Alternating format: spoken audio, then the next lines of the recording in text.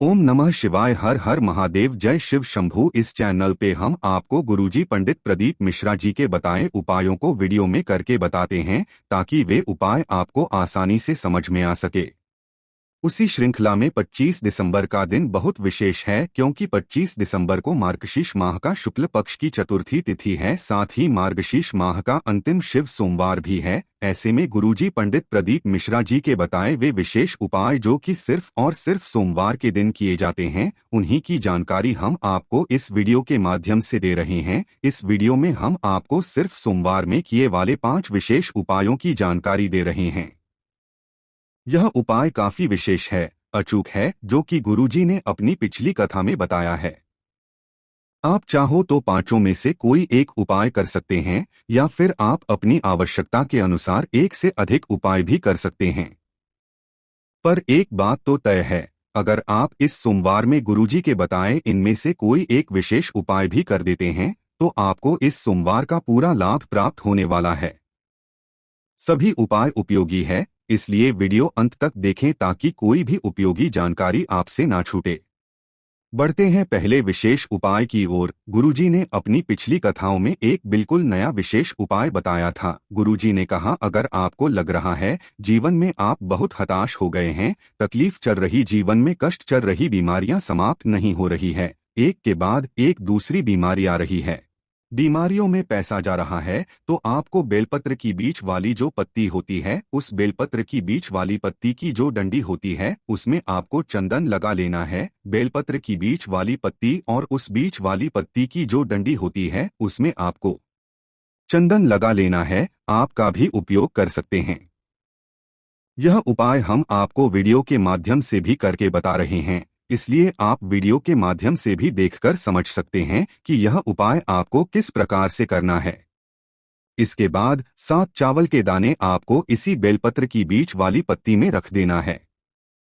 गुरुजी ने कहा, अगर आपको लग रहा है कोई बीमारी आपका पीछा ही नहीं छोड़ रही है या फिर आपका अदालत में कोई केस चल रहा है, प्रशासनिक कार्यवाही चल रही है जिसके कारण आपको तकलीफ आ रही है, या फिर आपके घर में व्यापार से जुड़ी समस्याएं चल रही है, व्यापार में हानि ही हानि हो रही है, पैसा नहीं आ रहा है, से समस्याएं चल रही है, घर में आर्थिक तंगी चल रही है, आर्थिक समस्या चल रही है, तो आपको यह विशेष उपाय करना है। बेलपत्र के बीच वाली पत्ती की डंडी में आपको पीला चंदन लगाना है। बेलपत्र के बीच वाली पत्ती में आपको चावल के 7 दाने रख देना है। इस बात का विशेष ध्यान रखें, चावल के दाने जो आप उपयोग में लेंगे वह टूटे फूटे नहीं होना चाहिए, पूर्ण चावल के दाने ही होना चाहिए। इसके बाद इस बेलपत्र को आपको अपने हाथ में ले लेना है और नंदी के सीधा पांव के पास जाकर नंदी के कान में आपको श्री शिवाय नमोस्तुते भी हम या फिर ओम नमः शिवाय बोलते हुए अपनी कामना बोलना है, या फिर जो दुख कष्ट है वह बोलते हुए आपको शिवलिंग के पास जाकर इस बेलपत्र को शिवलिंग के ऊपर अर्पित कर देना है। बेलपत्र को शिवलिंग के ऊपर जैसे अर्पित करते आए हैं उसी प्रकार से अर्पित करना है, मतलब बेलपत्र को शिवलिंग के ऊपर उल्टी ही अर्पित करना है और बेलपत्र की डंडी जलाधारी की ओर होना चाहिए। अगर अर्पित करते समय बेलपत्र को चावल के दाने गिर रहे हैं तो कोई दिक्कत की बात नहीं है, गिर जाने दीजिए, बस आपको बेलपत्र को सही तरीके से शिवलिंग के ऊपर अर्पित करना है जैसा आप अर्पित करते आए हैं। गुरुजी ने कहा, यह विशेष उपाय आप 2 से 3 सोमवार करके देखिए, आपको लाभ जरूर देखने को मिलेगा। व्यापार आगे बढ़ेगा, धन संबंधी परेशानियां दूर होंगी। या फिर आप रोग मुक्ति के लिए कर रहे हैं तो दवाइयां भी अपना कार्य करना शुरू कर देंगी और आपको रोग मुक्ति प्राप्त होगी। यह विशेष उपाय काफी नया है, जो कि अपनी पिछली कथा हाल ही में इस महीने पूर्ण हुई थी, गुरुजी ने उसमें बताया था। तो यह विशेष उपाय आप 25 दिसंबर मार्च शेष माह के अंतिम सोमवार के दिन करके अधिक से अधिक लाभ प्राप्त कर सकते हैं।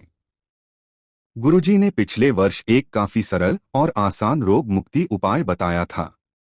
गुरुजी ने कहा, अगर आपके घर में कोई होता रहता है, उसको दवाइयां नहीं लग रही है या फिर एक के बाद एक दूसरी बीमारी हो जाती है, तो आपको एक प्रयास करना है, उस व्यक्ति से एक कलश में जल भरवा लेना है। जल से भरे हुए कलश में आपको लाल चंदन मिला लेना है। लाल चंदन पीस के मतलब घिस के जो लाल चंदन तैयार किया जाता है उसको उपयोग करेंगे, काफी अच्छी बात है, अन्यथा मार्केट से पिसा पिसाया घिसा घिसाया लाल चंदन का भी उपयोग कर सकते हैं।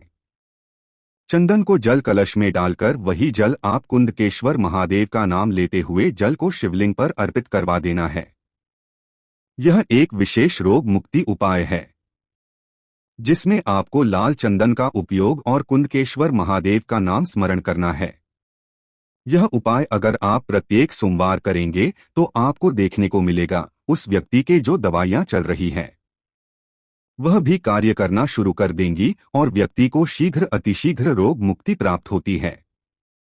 यह विशेष उपाय आप प्रत्येक सोमवार को कर सकते हैं। जब तक आपको रोग मुक्ति नहीं मिल रही है तब तक आप निरंतर यह उपाय जरूर कीजिएगा।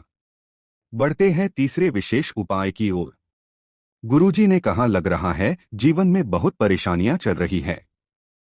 एक समस्या ठीक नहीं हुई कि दूसरी आ गई, दूसरी समस्या ठीक हुई पर तीसरी समस्या सामने आकर खड़ी हो गई। तीसरी समस्या पूर्ण होती है और चौथी समस्या सामने आकर खड़ी हो जाती है। मतलब जीवन में विपत्ति ही विपत्ति है, कुछ भी अच्छा नहीं हो रहा है, सब उल्टा ही हो रहा है। तो आपको एक विशेष और सरल उपाय करना है। आपको बेलपत्र के वृक्ष के नीचे बेलपत्र की वृक्ष की जो जड़ होती है उसमें आपको बेलपत्र के वृक्ष की जड़ में लाल चंदन का पानी अर्पित करना है। मतलब आपको एक कलश में जल भर लेना है, उसमें लाल चंदन मिला देना है और यह जल आपको या फिर नमः शिवाय या फिर ओम नमः शिवाय बोलते हुए बेलपत्र के वृक्ष की जड़ में अर्पित करना शुरू कर देना है। यह विशेष उपाय भी आप प्रत्येक सोमवार कर सकते हैं। गुरुजी ने कहा उपाय करने के मात्र 1 से 2 महीने के अंदर ही आपको देखने को मिलेगा, आपकी परेशानियां स्वतः ही दूर होना शुरू हो जाएंगी। बढ़ते ही चौथे विशेष उपाय की ओर।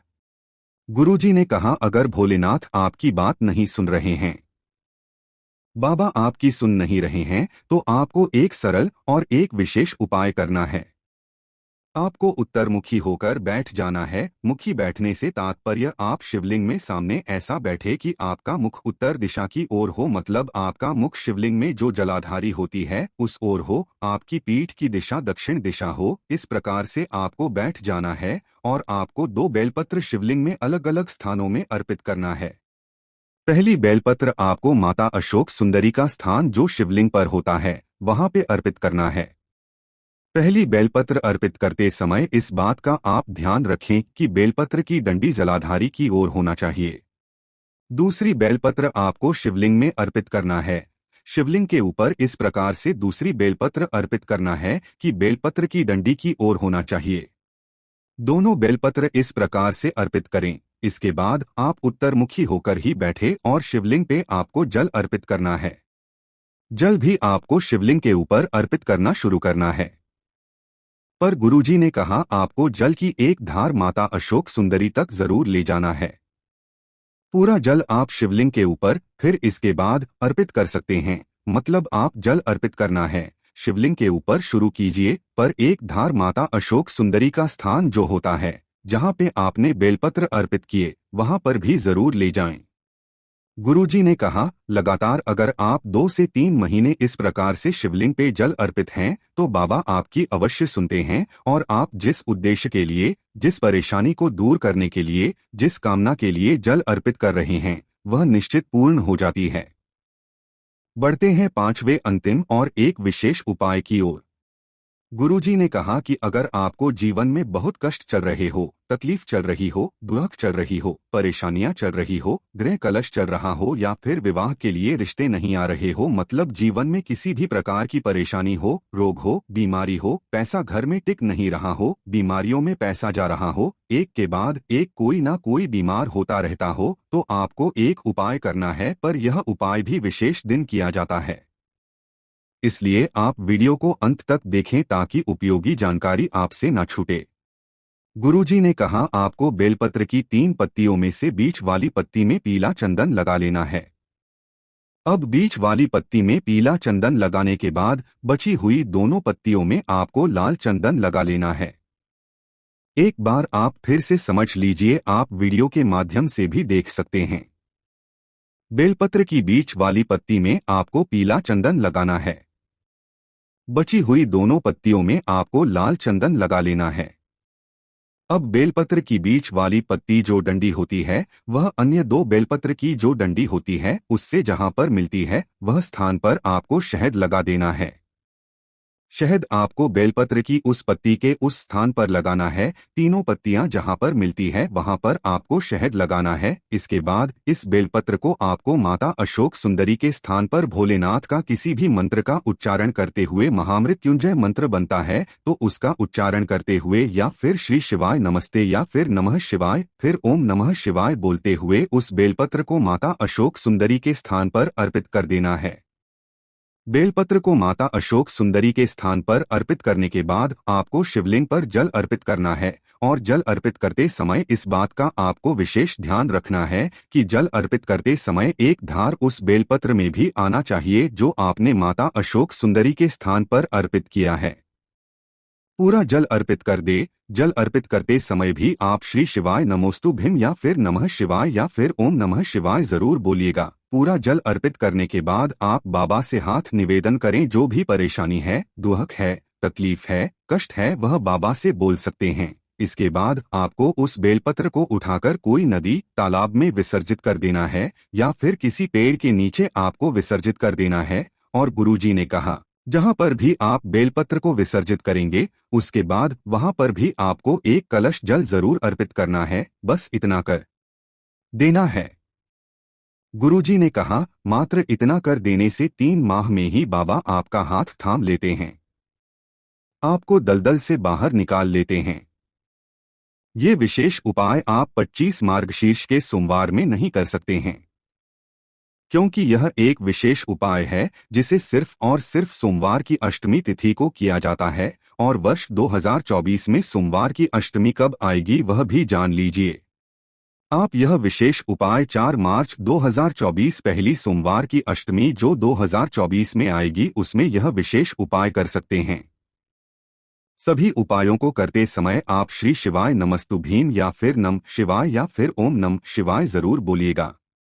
और यह सोमवार अष्टमी का उपाय आप 2024 में कर सकते हैं, पर आपको अभी से बता दिया है ताकि जब भी सोमवार की अष्टमी आए तो आपको यह उपाय याद रहे कि यह उपाय कैसे करना है, क्योंकि यह एक विशेष उपाय है। वर्ष में सिर्फ 3 या 4 ही सोमवार की अष्टमी आती है, तो यह अवसर आपको वर्ष में 3 या 4 बार ही मिल पाता है। इसलिए यह विशेष उपाय आप आने वाले सोमवार अष्टमी में जरूर कीजिएगा। इस वीडियो में बताया गया उपाय से संबंधित अगर अभी भी आपके मन में प्रश्न है तो यह प्रश्न आप कमेंट बॉक्स में यदि पूछ सकते हैं। मेरे द्वारा दी गई जानकारी अगर आपको थोड़ी सी भी उपयोगी लगी है तो इस वीडियो को लाइक करके कमेंट बॉक्स में हर हर महादेव जरूर लिखिएगा। ओम नमः शिवाय, हर हर महादेव, जय शिव शंभू।